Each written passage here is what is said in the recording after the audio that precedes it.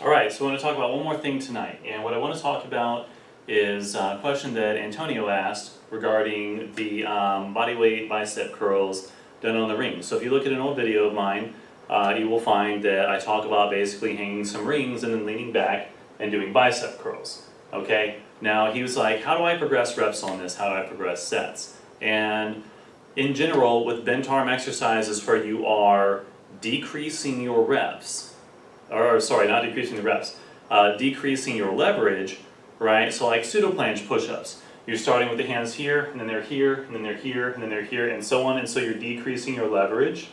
Then same thing goes for the bicep curls. At first you may be standing all the way up, and eventually you'll get to the point where you're basically horizontal, right? And you may even start getting inverted, and that's, you know, how you deal with that stuff is up to you. But as you progress through that reduction in leverage, my suggestion is that you stick to a progression of rep ranges. And so when you do this, you want the rep range to be 3 to 5 reps wide, and here's what that means. You would start with a certain angle. Let's say the rings are here, and your body, right, is like this, and this is your foot. I would say those are your feet. Okay, so this is your angle. You'd start with, let's say you wanted to do, say start and time to progress.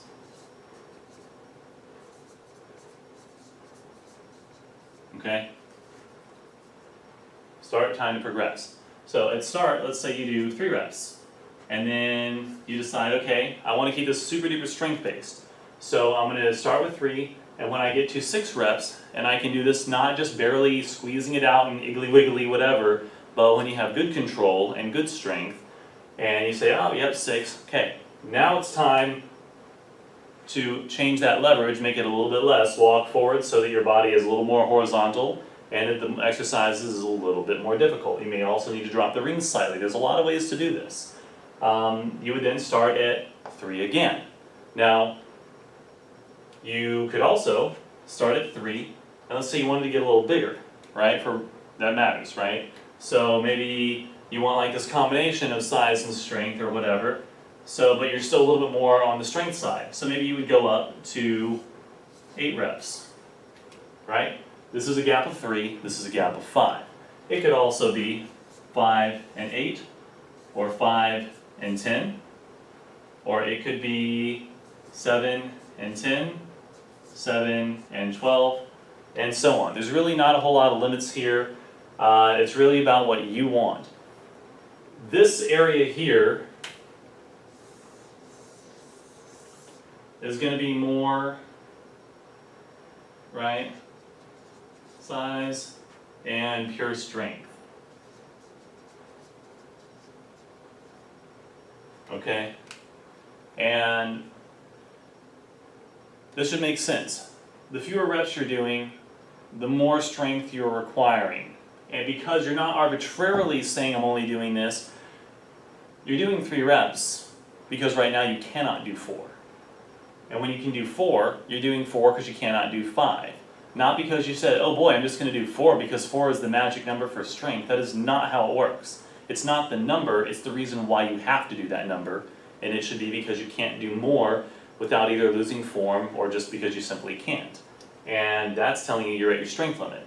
And that's when you will be building strength. Now if you can do 7 reps and you only do 4, you're not building shit. You're actually going to lose a little bit. You need to be working near your limits, right? Not beyond and not too close, right? But you want to be near them.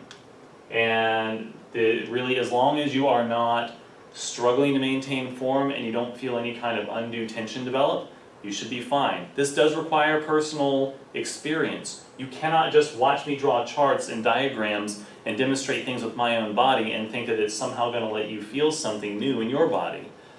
We have a lot of videos that are going to be designed to help you learn how to feel things yourself, but you're not going to feel it by watching the video. You're going to feel it by doing it yourself. So as you do these things, you're going to have to get used to, like, hey, what is too much lean for me, right?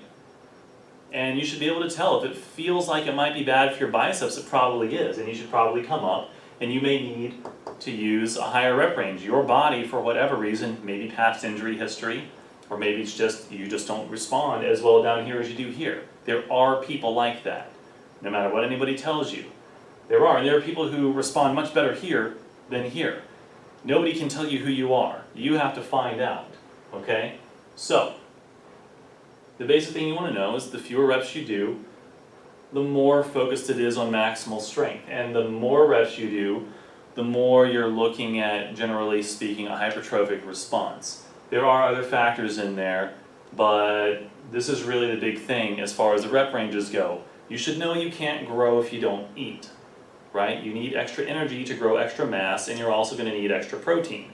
So you need enough protein to take care of the muscle mass that you do have and provide enough to give your body everything that it needs to build more protein into your muscles, okay?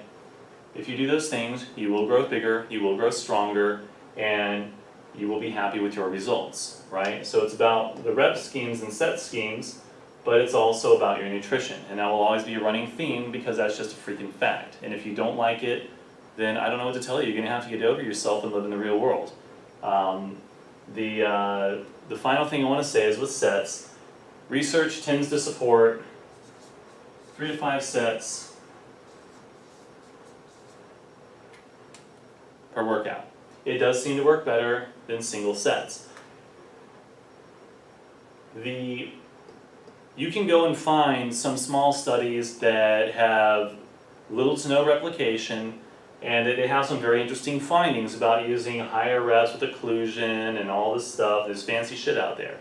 But all these things have various risks and inconveniences, and those can pretty much all be skirted by doing a few extra sets, and you're still going to get a maximal hypertrophic response from each workout. So what the multi-set approach lets you do is that if you're going to try and get a similar, and it won't be the same, but it'll be close sometimes, especially in beginners, this has not been studied in advanced athletes, okay? So you cannot take a beginner and compare them to somebody who has already been training for a year or two. Their underlying metabolic capabilities inside the muscle are very different. So if you do one set to true muscular failure, well, guess what? Your form's going to go to shit, right? With this method, you can just go to your last good rep and still get the same response, and at the muscle level, but at the whole movement level, you're not sacrificing anything. So you're not going to get hurt as easily. There's always the potential for you to still do too much or to just be unlucky, but your risk is minimal, whereas when you were just trying to go balls to the wall, your risk is a lot higher, right? If you don't believe me, just go look at the CrossFit injury forums. They are huge because they have absolutely no idea how to properly manage risk. And that's the tip of the iceberg with there. And if you guys want, I mean, we can really just take CrossFit apart piece by piece and look at what they should be doing versus what they do, and then looking what affiliates do and in their official manual. Oh my God, oh my God, oh my God, versus what the best athletes do. And it is not the same thing at all. The people who are really, really good at CrossFit do not follow the club owner's manual. Okay, so you should just be aware of that. Like, they're setting you up, okay? And I just think it's offensive. I mean, to say the least, right? But you're gonna have to make good choices. That doesn't mean that CrossFit is just all around crap. It means that the implementation that you're gonna be given at an affiliate is generally gonna be crap. You may get lucky and be somewhere else, and unless you're pretty well educated, you're probably not gonna know. You'll probably think you're somewhere good, and it may be better than average, but you know, when you are like a 2 out of 10 on the crappy scale instead of an 8 out of 10, you're still on the crappy scale. You haven't made it to the good scale yet. So it's still not great. And that's just a very hard thing to manage because they have no background education requirements for any of their trainers or any of their owners. So what you're getting is a complete crapshoot at multiple levels. And we can talk about that. I'm sure there'll be questions and all sorts of haterade, so you know, just pour it on. It's whatever. Hope this answers the question about the bent arm stuff. The same scheme and everything goes for pseudo planche push-ups. It goes for, you know, your pull-ups, L pull-ups, pretty much any bent arm strength you can think of. And That's gonna be it. That's gonna be it. So I appreciate you watching. Leave me comments, related or not, and subscribe to the channel. Thanks so much, appreciate it. Share, talk about us on social media, get the word out. Thank you so much.